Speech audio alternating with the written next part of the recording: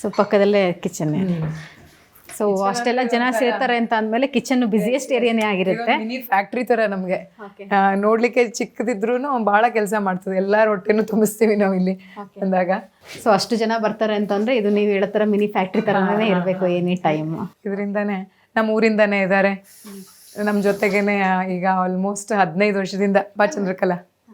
ಚಂದ್ರಕಲಾ, ಭೀಮಾಶಂಕರ್, ಭಾಷಾ ಇವರೆಲ್ಲ ನಮ್ಗೆ 15 ವರ್ಷದಿಂದ ನಮ್ಮ ಊರ್ ಕಡೆಯಿಂದ ಅಡುಗೆ ಮಾಡ್ತಾರೆ. ನಮ್ಮ ಊರೊಳೆ ಹುಡುಗಿ ಇವಳೇನೆ, ಹುಡುಗಿ ಹೆಣ್ಮಗಳು ಅಲ್ಲೇ ಹತ್ರದಲ್ಲಿರೋ ಬೇರೆ ಊರಿಗೆ ಮದುವೆ ಮಾಡ್ಕೊಟ್ಟಿದ್ದೀವಿ.